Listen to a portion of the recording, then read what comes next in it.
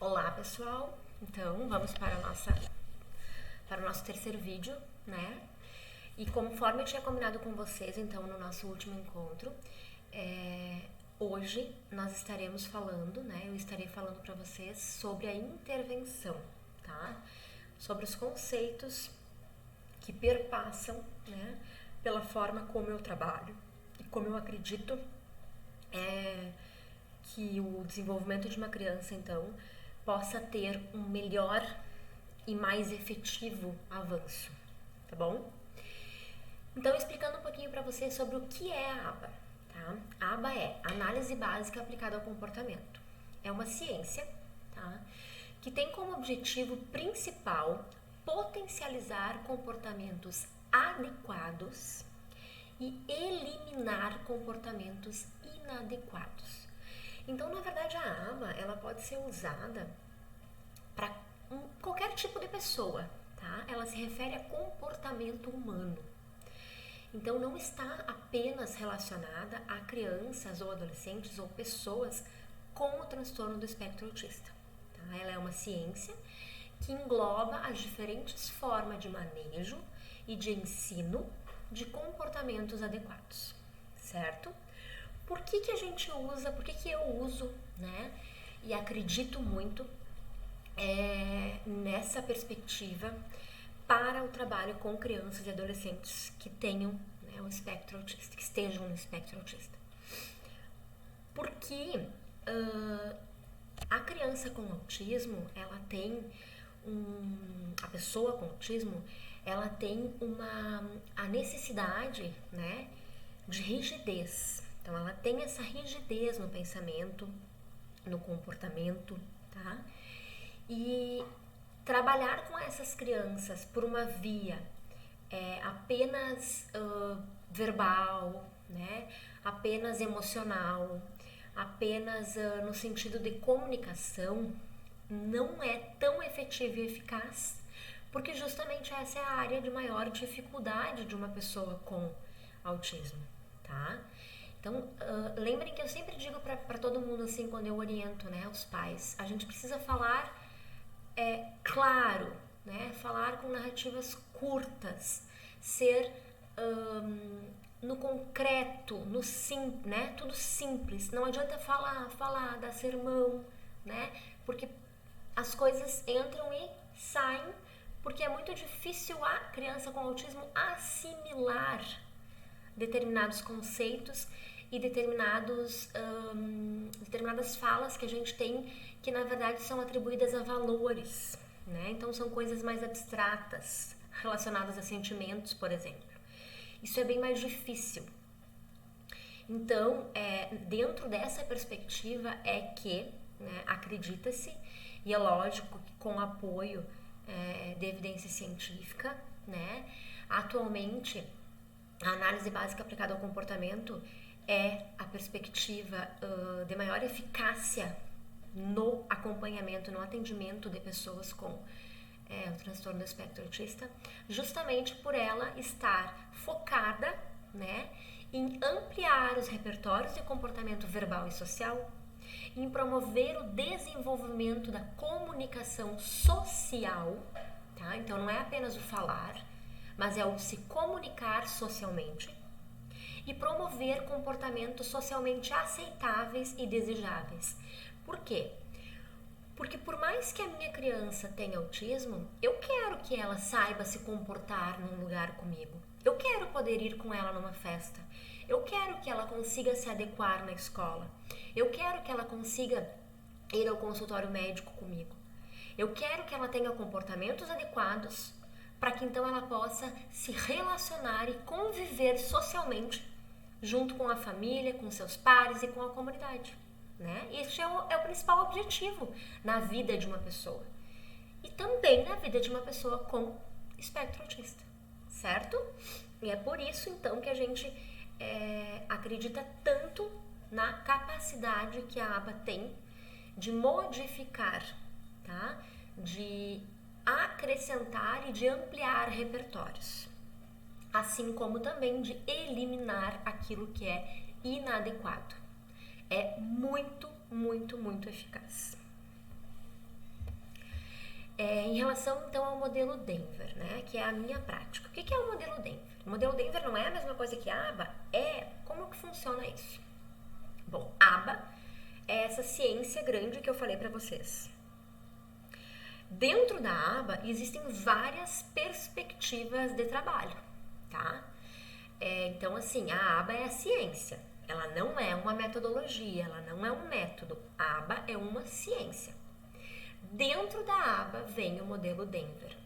O modelo Denver, ele é baseado em estratégias naturalistas. O que significa isso, prof? Estratégias naturalistas, elas preconizam a vivência da criança, o contexto de vida da criança, tá? Ela prioriza a construção das interações sociais da criança, a espontaneidade e a habilidade de engajamento com o outro, tá? Então, a prioridade dentro do modelo Denver, que são as estratégias naturalistas, é a construção das interações sociais. Porque acredita-se que a partir disso a criança aprende muito, tá?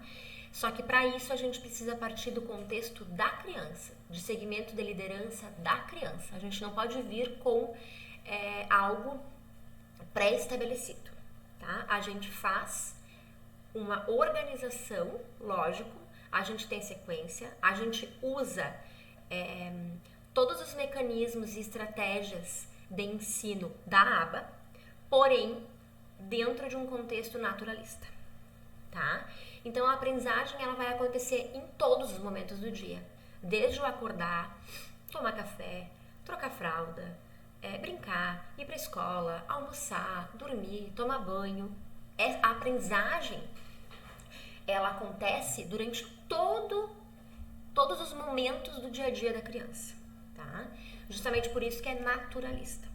As pesquisas apontam que a estimulação precoce, tá, melhora as capacidades sociais, cognitiva, de comunicação e a motivação para a interação social.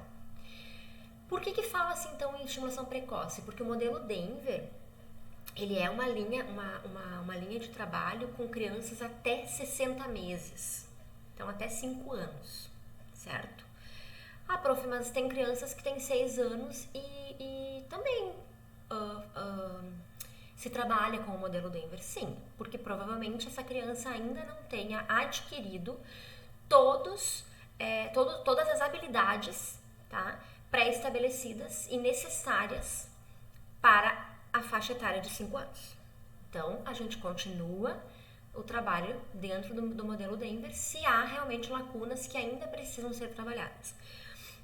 Mas, dentro do checklist do modelo Denver, que é um modelo de avaliação que nós vamos falar mais pra frente, tá? Onde eu vou explicar para vocês direitinho sobre cada objetivo.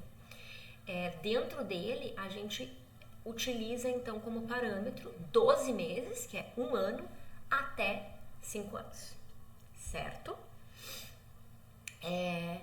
E é fundamental, tá? É fundamental, cientificamente comprovado, tá? Comprovada a eficiência da estimulação precoce para uma criança com espectro autista, com atrasos globais no desenvolvimento, porque é aonde a criança tem, lembra? Eu falei sobre isso para vocês lá no outro vídeo, é onde há a maior capacidade, tá, de flexibilização, é onde o nosso cérebro tem a maior possibilidade de novas conexões, tá, novas sinapses. E é por isso que a criança aprende muito nessa faixa etária. Então, a estimulação precoce é fundamental quando você já percebe que há um atraso, que há uma lacuna, para que a gente possa, o quanto antes, começar a trabalhar com essa criança e o quanto antes minimizar essa dificuldade ou simplesmente saná-la, tá? O modelo Denver também ajuda a criança a desenvolver, então, de forma mais rápida, as competências exigidas no ambiente escolar, familiar e na sociedade, tá? Então, todas aquelas competências necessárias para que a criança chegue lá com 6 anos e vá para um primeiro ano na escola, são trabalhadas dentro do modelo Denver.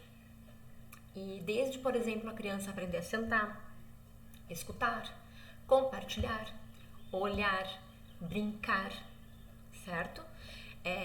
Seguir instruções, né? Então, há muita coisa que é trabalhada nesse período para que a criança possa estar preparada para ir, então, depois para o ensino fundamental. Então, é bem importante, tá? E não tem a ver apenas com a questão de saúde, né? Mas muito também com a questão educacional, tá?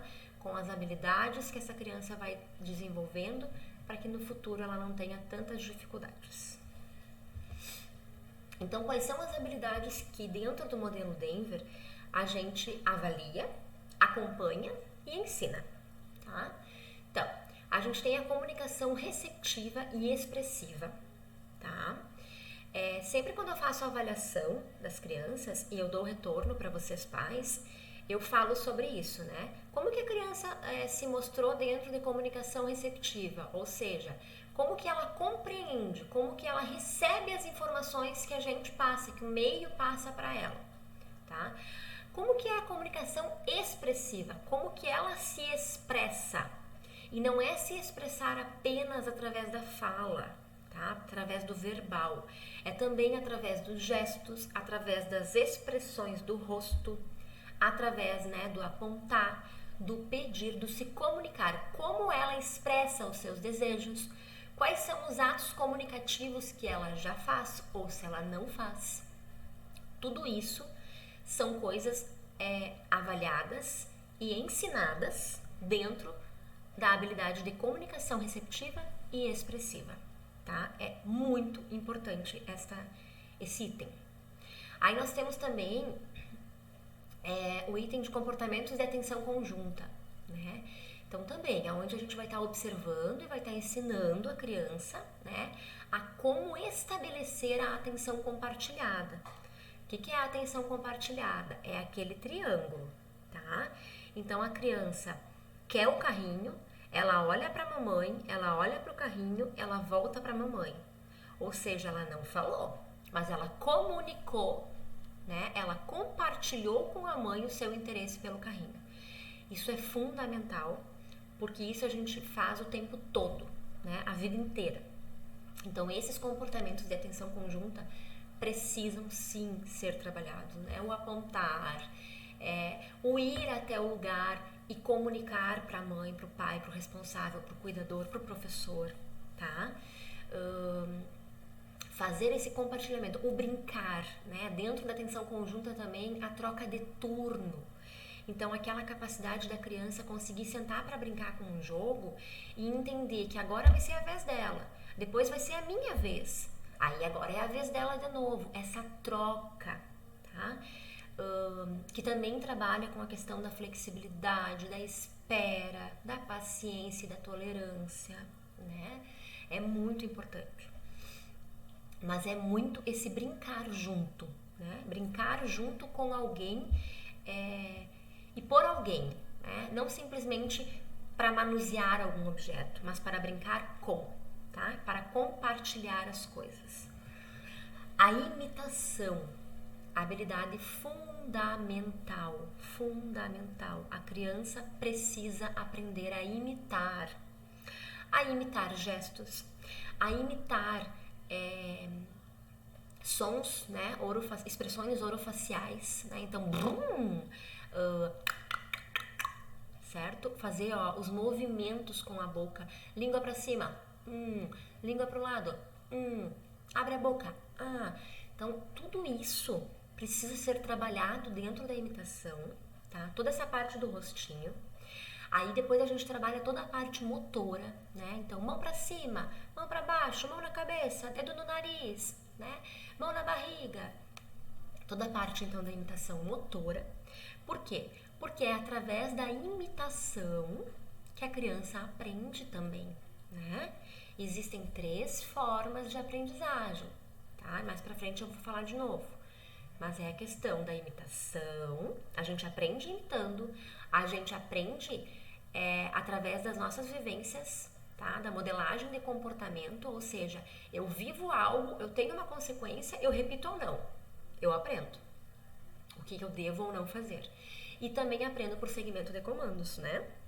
Então, quando alguém vai me explicando o que eu devo fazer, vai me dando as instruções. São as 3 formas principais de aprendizagem. Então, a imitação é fundamental, tá? Inclusive para a questão da fala, né? Esse requisito é imprescindível para que a criança consiga aprender depois a fazer os sonzinhos e as palavras. Porque o que são as palavras se não é a imitação do que eu ouvi, né?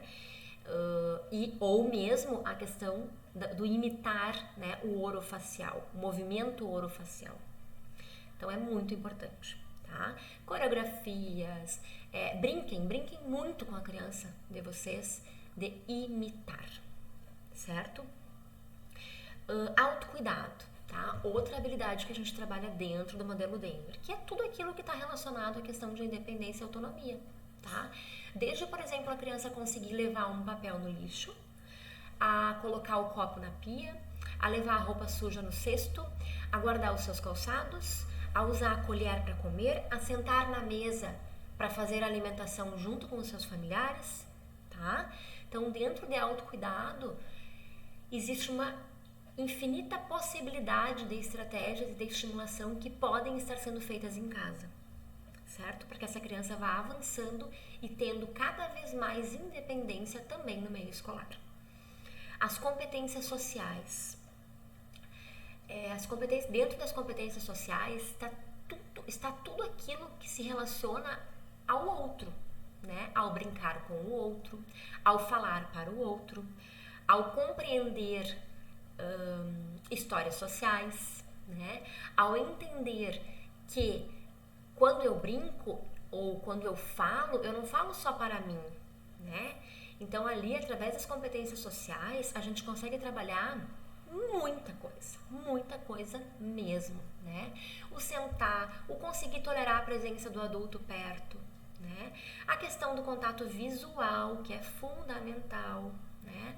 Conseguir olhar para a pessoa que está com você para fazer um pedido, conseguir compartilhar as brincadeiras, que aí estava lá na atenção conjunta, mas tudo isso vai, digamos que é como se todos os requisitos que eu fui falando antes tivessem que se complementar nas competências sociais para que essa criança possa, então, de fato, né, vivenciar isso junto com outra pessoa.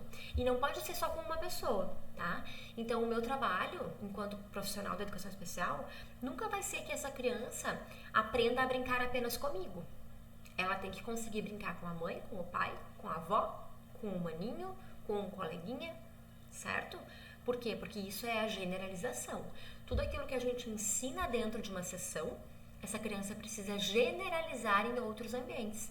Por isso que às vezes a gente acaba sendo um pouquinho chato quando a gente diz que tem que ser firme, que tem que fazer guardar, né? Que tem que seguir certinho a questão das regras, né? Principalmente nessa questão, então, dentro da aba, de conseguir entender que o comportamento da criança é uma consequência de algo que foi feito, né? E é por isso que é tão importante a continuidade de vocês enquanto família e mesmo de todos os outros terapeutas envolvidos com essa criança no trabalho. Porque se todos conseguem ter uma mesma linha, a aprendizagem dessa criança vai ser muito mais rápida e muito melhor, né? Outra área, então, de trabalho é a cognição, né? Cognição, tá, mas e daí? Uma criança de 1 aninho já tem como trabalhar a cognição? Tem, né? O que são os encaixes? Cognição. É a criança conseguir associar, é a criança conseguir parear, é a criança conseguir relacionar, classificar. Tudo isso está dentro da cognição. Então, quando a criança consegue, por exemplo, relacionar as cores, ela está com um item dentro de cognição avançando, né? Quantificação, relação de mais e menos, em cima, embaixo, toda a parte da aprendizagem depois ali do nome, das letras, toda a parte de categorização, né? O que é de comer, o que é de vestir, o que é animal, tá? Toda a parte de sequência lógica, uma contação de história, uma interpretação de uma história, Tudo isso faz parte da cognição e é muito trabalhado, tá? É uma das habilidades que a gente trabalha muito com a criança depois que a gente supera essa parte inicial ali da comunicação e da imitação, tá? O brincar e o jogo, né? Aí, realmente, assim, além de envolver, logicamente, novamente a questão das competências sociais, é o brincar da criança. É a evolução do brincar da criança sozinha também, não só com a gente. Como que é esse brincar? Ele é um brincar funcional? Ele já consegue ser simbólico, ou seja, essa criança já consegue dar significado ao que ela está fazendo? Então, se ela pegar, por exemplo, um lápis e ela fizer de conta que ela pega uma coisa no prato e dá na boca da boneca, o que ela está fazendo? Ela está substituindo algo, que é a colher, por um outro objeto, ou seja, ela está simbolizando. Ela não precisa ter a colher, mas se ela sabe que ela quer fazer de conta que é a colher, ela vai fazer, tá?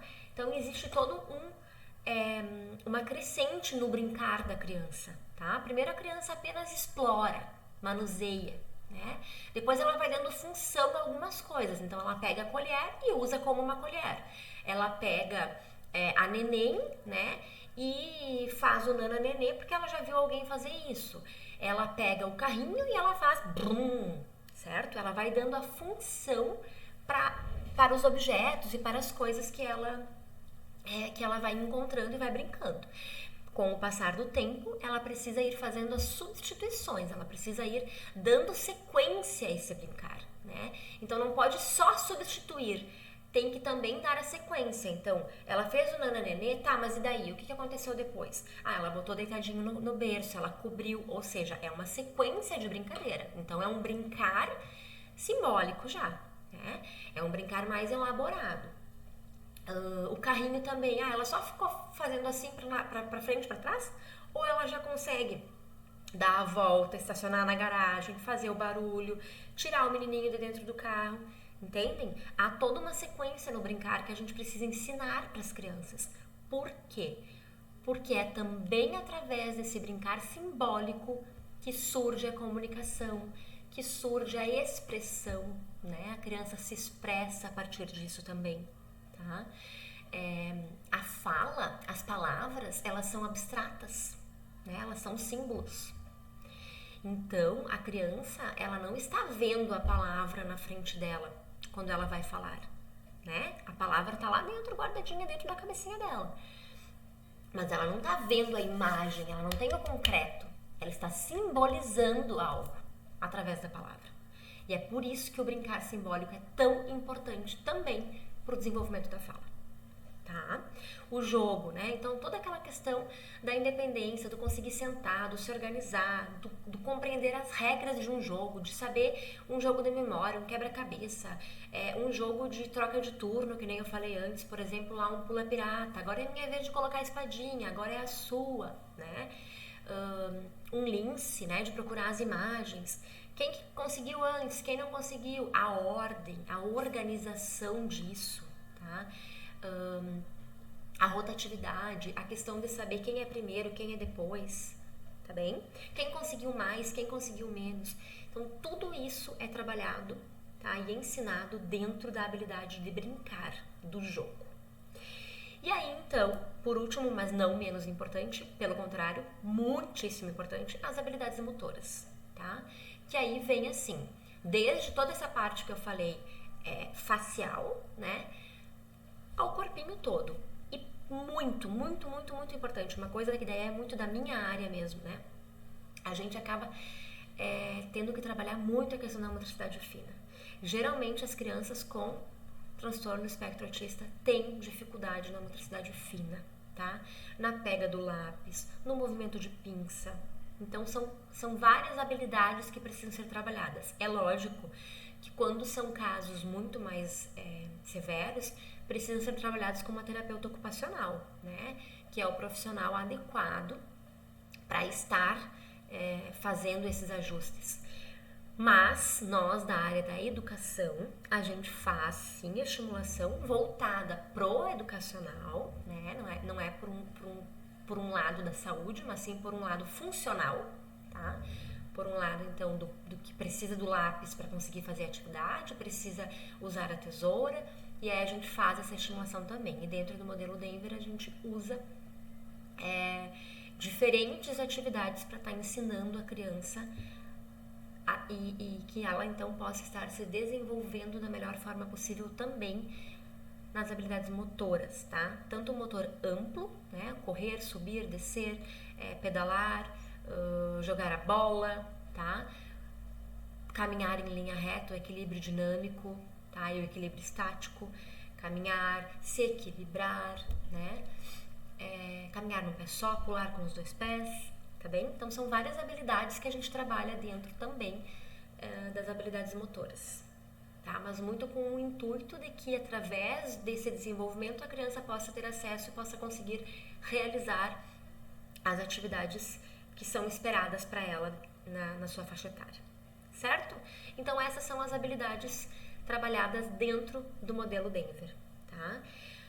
Prof, mas você trabalha todas essas habilidades ao mesmo tempo? Não, nem sempre, tá? Tudo depende da criança e da avaliação que a gente faz. Às vezes a gente precisa focar muito mais num trabalho de imitação.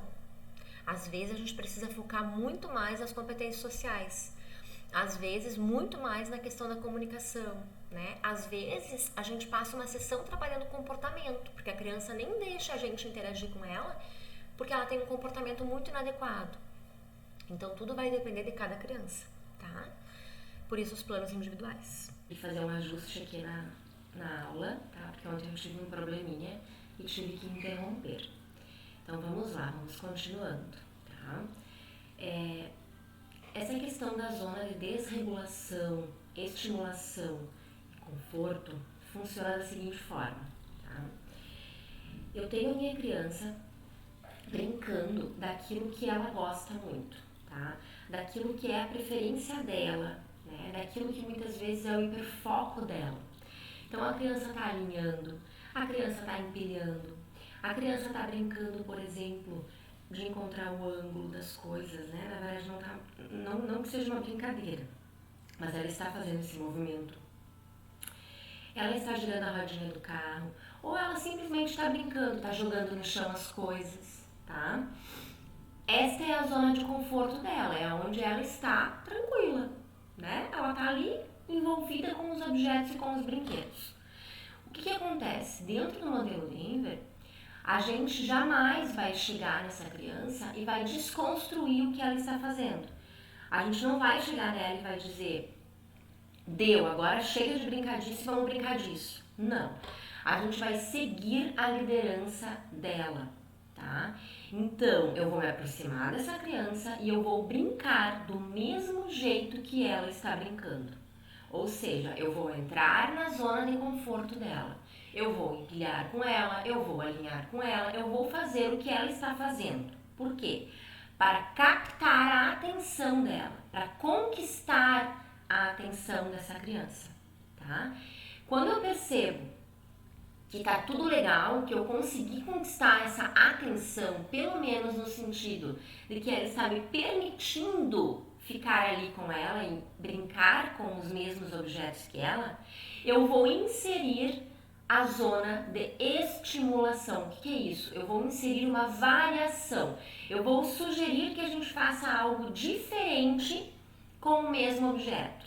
Então, digamos que ela esteja empilhando, tá? Eu vou lá e eu vou sugerir que a gente bata. Vamos bater? Bata! Bata! Tá? Então, a gente vai alterar, né? Vai sugerir uma nova forma de brincar rapidamente.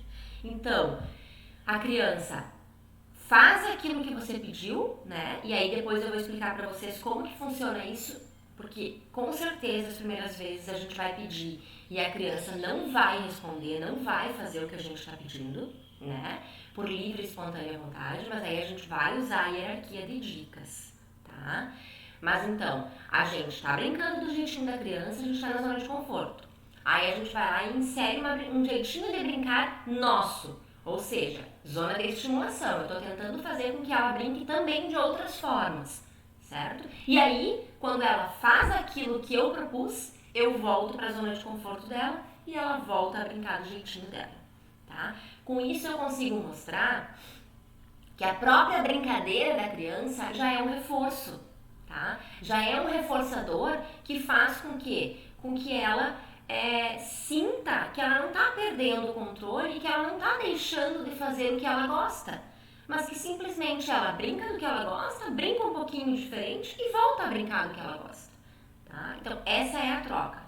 O que é a zona de desregulação, então? A zona de desregulação é quando a gente não mede muito bem essa variação, tá? Ou quando a gente não consegue voltar no ponto da zona de conforto e a gente perde a criança, tá? A criança se desregula, a criança chora, a criança não aceita mais brincar, né? Então aí a gente tem que estar muito atento para prever, tá? Quando a criança começa a ficar um pouco mais agitada e a gente percebe que não vai dar, que ela não vai tolerar fazer esse ciclo da zona de conforto e estimulação e voltar para a zona de conforto, a gente precisa então pensar nisso e alterar rapidamente para não perdê-la. Porque depois que a gente perde a atenção dela, né, e que ela se desregula, a gente tem que recomeçar tudo de novo. Daí é um novo processo. Então é muito importante prestar atenção nesses 3 itens, tá? Mas principalmente conseguir observar quando a criança está tranquila e regulada dentro da zona de conforto dela e captar a atenção dela. Isso é muito importante. Aí aqui eu coloquei um videozinho para que vocês entendam bem isso que eu estou falando através de um exemplo, tá? Como que a gente vai fazer o segmento de liderança, tá? E lembrem assim muito as narrações, certo? Curtas. Se a criança ainda não fala, a gente vai usar uma palavrinha, né? Se a criança já fala com uma palavrinha, a gente usa 2. Então, assim, a gente não pode ficar falando sem parar, tá? Porque isso é uma coisa que não tem sentido para a criança. A gente precisa ser enfático, pontual, né? Ressaltar para ela aquilo que é importante e que define o que nós estamos fazendo, certo? Mas o videozinho vai trazer para você sobre segmento de liderança. Como que a gente faz para se aproximar dessa criança e brincar com ela? Vamos prestar atenção, então. Aqui eu tenho uma panelinha, um potinho, um garfinho, uma colherinha, pode ser. Então imaginemos que a criança está aqui brincando com isso aqui, ó, tá? E ela tá só batendo, ou ela tá empilhando, tá? Eu vou fazer a mesma coisa que ela. Eu vou pegar uma outra colherinha e vou bater. Tá? Ou então eu vou empilhar ou fazer aquilo que ela tá fazendo, certo? E aí, quando eu perceber que, ok, eu fiz um pouquinho e ela deixou eu fazer, né? Porque às vezes a criança, ela não quer que a gente se aproxime, né? Então, quando a gente começa a fazer a mesma coisa que a criança, ela tende a permitir que a gente continue fazendo junto com ela, porque ela vê que a gente não tá impedindo ela de fazer. Então, a gente faz um pouquinho do jeito dela, tá? Aí, rapidamente eu viro, mexeu! Tá? E aí, o que eu digo? Olha, Joana, mexe! E aí eu ajudo ela a mexer. E aí a gente vira e bate de novo. Entenderam? Então, a gente segue a liderança da criança, faz um pouquinho de um jeito novo, né? Insere uma variação, insere uma nova forma de brincar e volta a brincar do jeitinho dela. Por quê? Para que ela entenda que a gente não está impedindo ela de brincar do jeito dela. Mas a gente precisa ensinar também outras formas divertidas de brincar. Tá bom? Tá? Então, lembrem-se muito disso, né? Quando vocês se aproximarem da criança para brincar. Vamos lá então, tá? Sobre as vias de aprendizagem que eu toquei, né, no assunto antes. Quais são as vias de aprendizagem e como que a gente acredita que a criança aprende, tá? Qual é a linha teórica, então, que dentro da aba a gente fala muito sobre como a criança aprende, né? Então, a criança ela aprende por modelagem de comportamento. O que é isso? Modelagem de comportamento são as vivências. Se eu fui lá e coloquei o meu dedinho na panela quente e senti dor, numa próxima vez, né, eu sei que se eu colocar o meu dedinho lá, eu vou sentir dor. Então, significa que eu aprendi que o fogão é quente e eu não posso colocar minha mão lá. Ou seja, a minha vivência de ter me queimado modelou o meu comportamento e fez com que agora eu não repetisse mais, certo? Outra via de aprendizagem, segmentos de comando. Tudo aquilo que a gente dá o passo a passo para a criança, né? Então, tudo que a gente pede para a criança está aprendendo, porque numa próxima vez ela vai saber, né, como que é que tem que acontecer. Então, se eu digo, leva o papel no lixo, né, coloca o copinho na pia, ajuda a arrumar a mesa, vamos lá, coloca os talheres, coloca os pratos, coloca os copos. Isso tudo a criança vai memorizando, né? Então, ela está aprendendo por segmento de comandos. A gente está dando os comandos, ela está memorizando e numa próxima vez ela poderá saber já sozinha, né? É lógico que tudo depende de cada comando, né? Muitas vezes a criança vai precisar que esse comando se repita por muitas vezes, né? Mas é uma forma, é uma via de aprendizagem. A gente aprende por isso. Como que a gente aprende na escola? Né? A professora nos dá comandos, instruções. E assim a gente vai fazendo e vai aprendendo a fazer recorte, pinte, cole. Isso tudo são comandos, né? E a gente vai aprendendo. E a outra via de aprendizagem, muito importante, que também já falei antes para vocês um pouco, é a imitação. A gente aprende tudo pela imitação, né? Por que é tão importante a inclusão, por exemplo, para as crianças? Né? Por que é tão importante que as crianças estejam numa escola regular? Porque criança imita, né? A gente imita comportamento. Se a gente vê alguém fazendo um comportamento que trouxe uma consequência positiva, a gente vai imitar também, né? Então a criança, ela percebe tudo através da imitação. Como que sobe no escorregador, como que desce, como que vai no balanço, aonde é o banheiro, ela vai seguir quem vai, certo? A gente imita tudo. Se a gente sentar numa mesa e a gente não sabe como come determinado alimento, a gente vai observar outra pessoa fazer e vai fazer igual. Imitação. Então a imitação, ela é fundamental para a aprendizagem, tá? Porque é através da nossa observação ao outro que a gente consegue estabelecer novos repertórios e aprender novas formas de se comunicar, de interagir, de conviver, tá? Então é fundamental a gente trabalhar com a imitação. É lógico que para isso a criança precisa já ter sido trabalhada também no contato visual, porque ela precisa se dar conta que tem outra pessoa ali, ela precisa conseguir olhar para essa pessoa e observar os movimentos dela, e observar as ações dela, né? Então não dá para, por exemplo, a gente já começar com um treino de imitação com uma criança que ainda não nos percebe, que ainda nós não conseguimos captar a atenção. É por isso que é tão importante o segmento de liderança, porque se eu consigo, através do segmento de liderança, conquistar a minha criança, trazer ela para mim, fazer com que ela esteja envolvida nas brincadeiras comigo, mesmo que não seja por um tempo longo, né? Aí ela já está me percebendo, ou seja, eu já captei a atenção dela. Então eu posso inserir novas formas de ensino, né? A imitação é um deles. E aí, então, como é que funciona a questão, né? Como que se analisa? Então, análise básica aplicada ao comportamento. Como que se analisa um comportamento? Bom, a gente tem um antecedente, sempre, tá?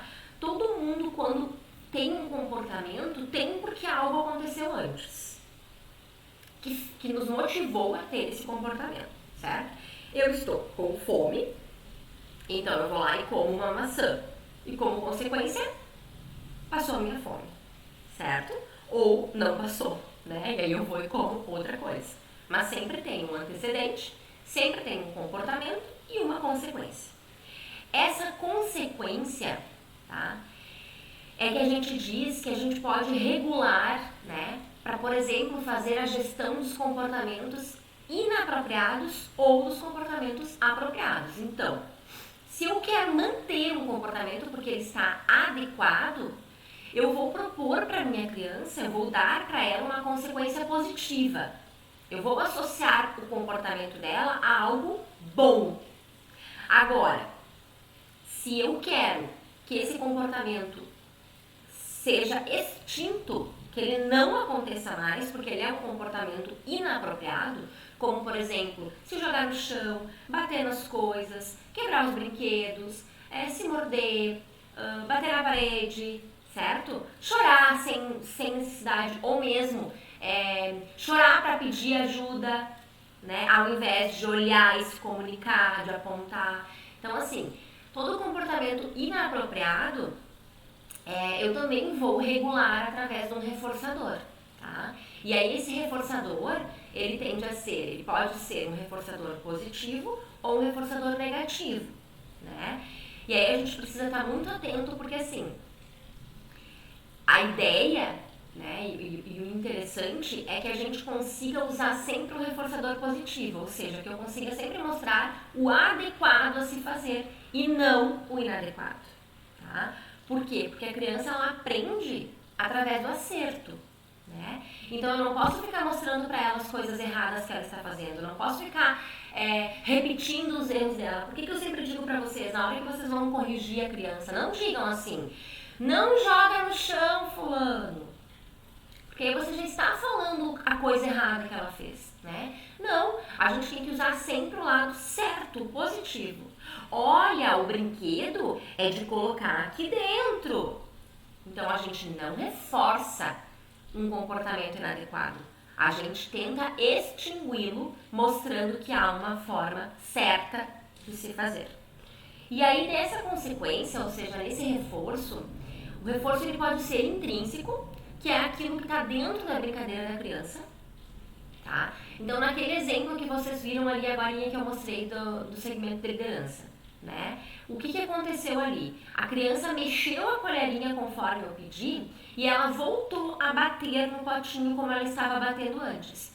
Isto é um reforço positivo intrínseco, ou seja, eu permiti que ela voltasse a brincar do jeito dela. Eu usei o mesmo contexto, o mesmo material, dentro da mesma brincadeira, para que ela voltasse a se sentir motivada, tá? Então, isso é um reforço intrínseco, ou seja, dentro da própria brincadeira, certo? E um reforço extrínseco, o que é? É tudo aquilo que eu vou precisar pegar de recursos fora do contexto da brincadeira. Então, por exemplo, a minha criança gosta muito de bolha de sabão. Ela acertou a atividade que eu pedi para ela fazer, eu vou lá e faço a bolha de sabão. Ou seja, eu estou dando para ela um reforçador extrínseco, de fora do contexto da atividade, mas que faz com que ela se sinta feliz e motivada para fazer novamente a atividade, tá? Assim como a bolha de sabão, a gente pode usar um brinquedo preferido, a gente pode usar uma história, um livro, a gente pode usar a própria em casa, por exemplo, a questão do celular, de algum vídeo que a criança goste. Mas eu sempre digo assim, e é o que a ciência nos traz, né?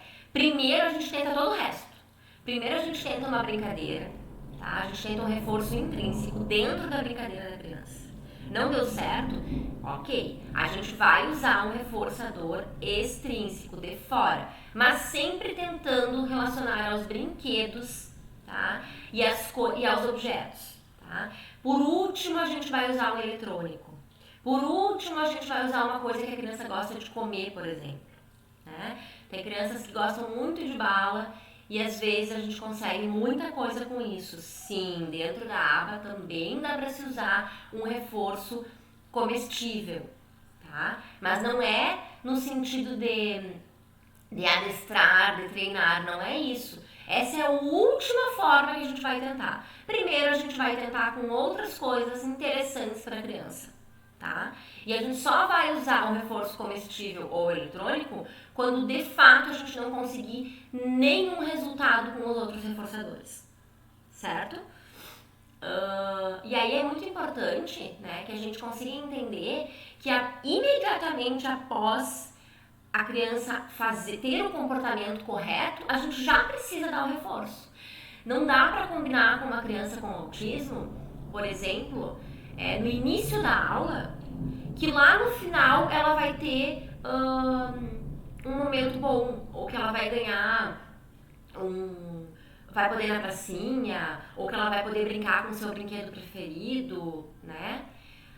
Por quê? Porque fica muito distante. Então isso não traz um prazer imediato para a criança. Então a gente precisa iniciar com esses reforços muito próximos, tá? Muito imediatos. Então a criança fez a atividade, a gente já traz o reforçador, né? Com o passar do tempo, conforme ela vai evoluindo, a gente vai espaçando, tá? Gradativamente. E aí é muito importante também que existem outras formas de a gente fazer isso. A gente pode fazer, por exemplo, pela estratégia de economia de fichas, né? Então, por exemplo, a gente combina com a criança lá que se ela fez, cada atividade que ela fizer, ela vai ganhar uma carinha feliz, né? E com um total de 3 carinhas felizes, ela vai poder brincar naquilo que ela quer, certo? É um combinado. Na escola, a gente tende a fazer muito assim, né? Então, eu trabalho também em escola, como vocês sabem. E aí a gente combina muito isso, assim. Uma das orientações que eu sempre faço na escola é que o professor tenha uma caixa com reforçadores, com coisas que a criança gosta, né? Às vezes a criança gosta de dinossauro, de jacaré, de cores, de formas, de letras. Então que a gente possa ter uma caixa onde tem várias coisas que a criança gosta, ou seja, são recursos para que a gente consiga rapidamente pensar no momento que ela teve aquele comportamento, de já ofertar isso para ela, porque na escola fica bem mais complicado a gente rapidamente pensar. Então a gente já precisa ter isso meio que organizado, né? E aí uma ideia é fazer essa caixinha com recursos onde a gente pode estar indo lá e alcançando isso para a criança se sentir também valorizada pelo acerto que ela teve, pelo que ela fez, tá? Então os reforçadores, eles servem para manter o comportamento adequado ou para modificar aquilo que está inadequado. E aí a gente usa isto em tudo, absolutamente tudo, tá? Desde um comportamento que a criança teve no supermercado, um comportamento que a criança teve durante o almoço, um comportamento que a criança teve na escola, um comportamento que a criança teve na sessão de terapia, certo?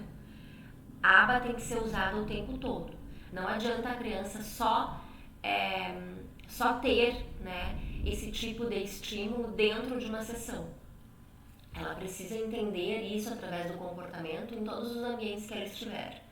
Mas que fique muito claro, que seja de uma forma leve, naturalista, ou seja, do contexto dela, no momento de brincadeira, em momentos do dia a dia, tá? Não é para parar tudo e agora só treinar a criança o comportamento. Não, isso não é eficaz, né? E não é isso que é a aba. Tem muita gente que faz errado e por isso que muitas vezes há um certo preconceito, né? Como se a aba fosse adestrar as crianças e não é nada disso, tá? Nós aprendemos através do comportamento, né? Se eu tenho um comportamento errado e eu tenho uma consequência positiva com aquele meu comportamento errado, o que é a tendência de ser feito? Repetir um comportamento errado. Então, a aba está em tudo, né? É uma questão apenas de a gente conseguir ter essa clareza de, no momento certo, entrar com o reforçador negativo, ou seja, para tirar, né? Quando a gente quer tirar esse comportamento inadequado, né? Ou o positivo, tá? Mas eu digo para vocês assim, sempre tentar antes, tá? Reforçar o certo, né? Mostrar para a criança o como pode ser bom a gente brincar, o como pode ser bom ela conseguir apontar, né? Que nem quando a gente está, por exemplo, brincando com a criança com a bolha de sabão e a criança ainda não tem atos comunicativos. A gente ensina ela a fazer isso, a gente traz para perto dos olhos, né? E pede, mais? Você quer mais? Então ela olhou pra mim e eu faço mais. O que acontece aí? Ela teve um comportamento. O antecedente. Ela queria a bolha de sabão. Ela olhou pra mim, foi o comportamento. E a consequência? Ela teve a bolha de sabão. Então ela automaticamente vai entendendo que olhar para mim traz o que ela quer. traz a brincadeira de bolha de sabão. Entendem como é uma coisa simples, na verdade? Só que a gente muitas vezes não cuida. E aí o que acontece? Se a criança simplesmente chora e eu dou pra ela a bolha de sabão, por que ela vai me olhar? Por que ela vai se comunicar comigo? Se ela tem o que ela quer chorando. Então é isso, é observar o comportamento, é observar a nossa forma de motivar essa criança. E aí aqui, então, explicando para vocês agora sobre a questão da hierarquia de dicas. Por quê? Claro que muitas vezes quando a gente pede as coisas para a criança não vai fazer como a gente quer, né? Aliás, muito difícil a gente conseguir dar um comando para a criança e a criança já sair fazendo.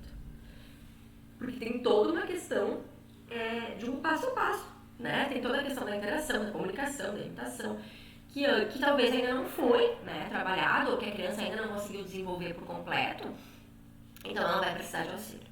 Como que funciona então a hierarquia de dicas? E por que existe também essa questão da hierarquia de dicas? Porque, como eu falei para vocês, existe uma linha teórica, uma linha de estudo muito coerente, tá? Que fala que para criança com autismo a aprendizagem precisa ser sem erros. Não dá pra gente deixar a criança com autismo ficar tentando várias vezes, errando, acertando, errando e acertando. Por quê? Porque a criança precisa de modelos corretos para ampliar seus repertórios adequados, tá? A criança com autismo, o que ela é? Ela é muito rígida, lembra? Já falei isso em outros momentos. Ela tem a necessidade de manter padrões, de manter rotinas. Se eu deixo ela ficar tentando e fazendo errado muitas vezes, o que vai acontecer no cérebro? O cérebro provavelmente vai memorizar esse ato errado, esse comportamento, essa ação, essa atividade errada. Então, por isso que a gente precisa usar a hierarquia de dicas para que a gente dê a possibilidade da criança acertar de qualquer maneira. E assim ela gravar a forma correta de se fazer uma atividade. Então, tá? Como que funciona? 3 passinhos aí, ó. Apoio verbal. Então, a primeira coisa que a gente vai fazer é falar. João, coloca a letrinha A aqui pra prof. Né? E aí, a gente não vai mostrar nada. A gente só, eu já falei, eu já mostrei, né? É o impulso, mas não, a gente só vai falar. João, coloca a letrinha A pra prof. Tá? E aí a gente vai ter lá um tabuleiro, uma prancha, onde ela vai ter todas as vogais e ela precisa colocar só a letrinha A. Ele, né? O João não colocou, tá? Não adiantou eu só dar o apoio verbal. Então, o que eu vou fazer? Eu vou dar uma ajuda verbal e gestual, agora sim. Então, eu vou falar, João, coloca a letrinha A pra prof aqui, ó. E aí eu mostro com o meu dedo, tá? Eu mostro. Aí o João não colocou ainda, não deu certo, tá? Aí eu vou dar ajuda física. Então eu vou rapidamente pegar na mãozinha dele, tá? Com a letrinha A e vou falar, João, coloca a letrinha A aqui pra prof e vou colocar. E aí, o que eu faço? Dou o reforçador. Ou vai ser o elogio, muito bem, João, parabéns, você acertou. Ou vai ser a bolha de sabão, ou vai ser o brinquedo que ele gosta, certo? Ou vai ser a massinha de modelar. E aí a gente vai ter que organizar isso e pensar em cada criança, tá? Primeira coisa que eu sempre faço, o elogio, tá? Só que daí eu preciso entender se a criança já está nesse nível, né? De compreender que o tom da minha voz, que a minha empolgação, que o bater palmas é positivo, né? Porque crianças bem pequenas ainda não entendem isso. Então elas precisam ter o concreto, tá? Mas crianças maiores geralmente já entendem muito bem isso e se satisfazem muito com o elogio, né? Então, dá pra gente usar muito o elogio, assim, a carinha feliz, o beijo, né? O abraço. Eu tenho um aluninho que costuma, cada vez que ele acerta, assim, ele vem e dá um abraço, né? Então, cada criança a gente vai descobrindo uma forma de alegrar, enfim, de deixar contente com aquela resposta positiva que ela teve, tá? Mas essa é a hierarquia de dicas e isso a gente usa pro resto, sempre, né? Criança na escola, tá aprendendo determinado conteúdo e ainda não conseguiu fazer aquilo que a prof falou, quando a prof deu a instrução oral, verbal, a prof vai lá e mostra para a criança como tem que fazer. Digamos que seja uma atividade de pintar, tá?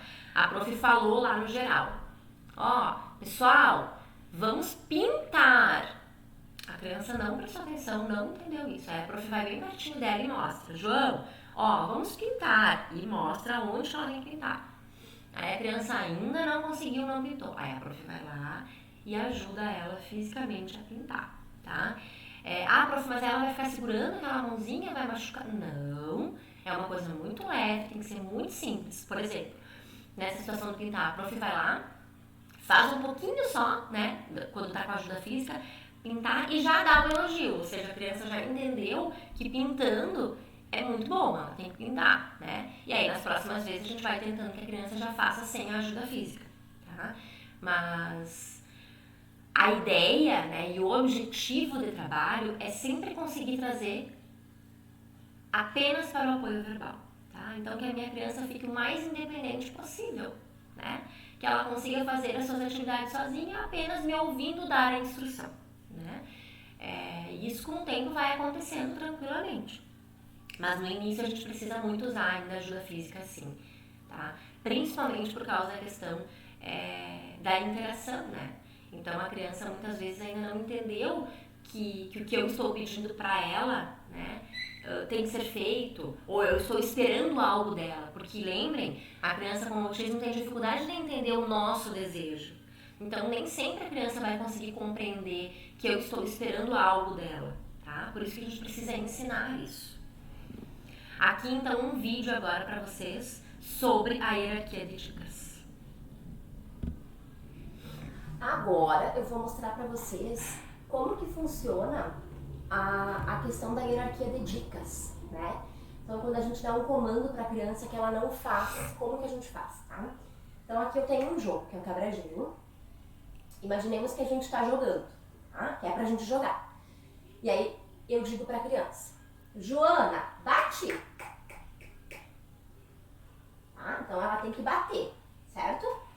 Ela tem que bater aqui no gelinho.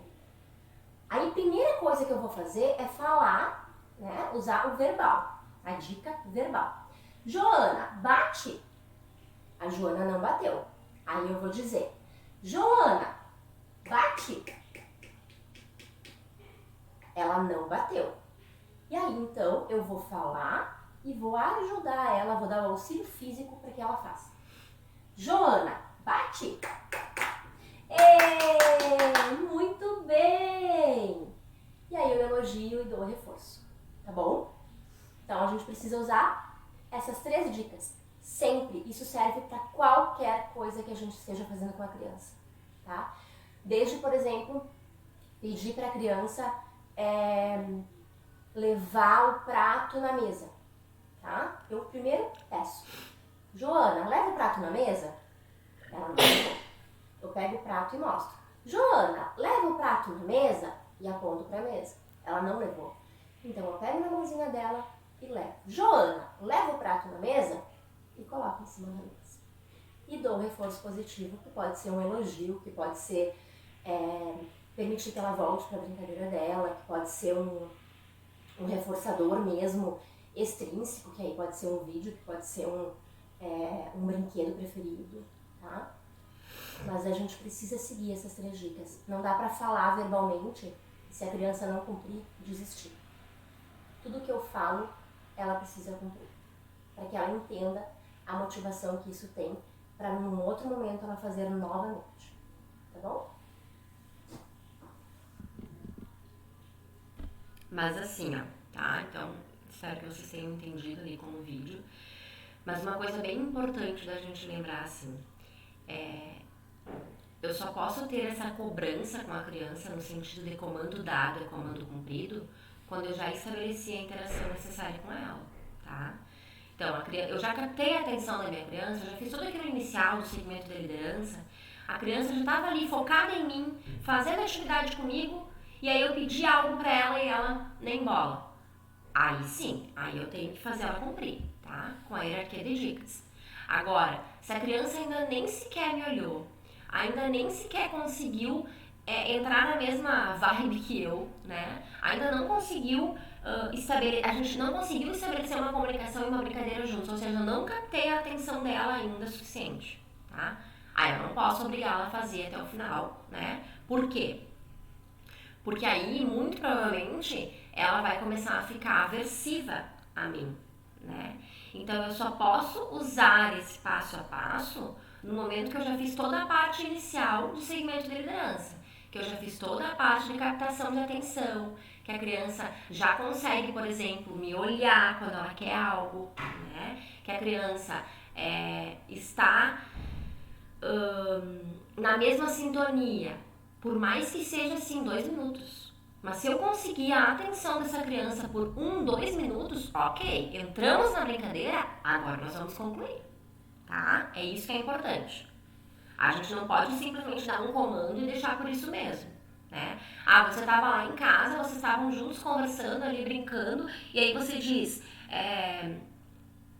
fulano, coloca o pratinho na mesa, que nem aquele exemplo que eu dei ali. Aí o fulano não te deu bola, mas ele estava ali com você, ele estava no mesmo momento que você ali, né? E aí ele não te deu bola e pronto, porque ele não queria fazer e você não faz nada, vai lá e leva o prato dele. Não. Aí você tem que ir lá e tem que auxiliar para que ele cumpra aquilo que você pediu para ele cumprir, tá? Por isso que a gente tem que conseguir diferenciar muito bem quando é uma questão de não querer fazer, né? E uma questão de que ainda não entrou na mesma sintonia que a nossa. É muito difícil isso, assim, é muito mais no início do tratamento, no início do acompanhamento, que a criança ainda não nos dá muita importância, né? Ela ainda não presta atenção nos nossos comandos, nas nossas falas, nos pedidos. Mas logo em seguida que a gente começa a trabalhar, a criança já consegue compreender isso. E aí é muito assim, a gente precisa ser muito, usar muito na sequência, tá? Para não perder, né, aquilo que a gente construiu com a criança. Então, para que ela entenda que um combinado tem que ser cumprido, né? Porque senão acaba ficando muito fácil, né? Tudo que tu fala, a criança, se não quer, não faz, e tudo bem, tá? Aqui, então, apenas para a gente conseguir compreender que tudo que a criança entendeu, tá? Para ela aprender, ela vai precisar fixar. Por isso que o modelo Denver tem que ser praticado diariamente em casa. A modelo Denver, enfim, estimulação. A minha criança não pode vir no meu atendimento uma vez por semana, ter o estímulo aqui comigo, ir para casa e passar uma semana inteira sem ter nenhum tipo de estímulo e voltar aqui comigo na terça, tá? Não vai adiantar, não vai surtir o efeito esperado. Talvez ela até tenha alguma melhora, mas muito curta, muito pequena perto do que ela poderia ter, tá? A criança precisa receber esses estímulos em casa, no seu ambiente familiar. Ela precisa receber esses estímulos na escola. Ela precisa receber esses estímulos nos outros contextos de terapia, na fono, na psicóloga, enfim, no fisioterapeuta, nos outros profissionais que também estão com ela.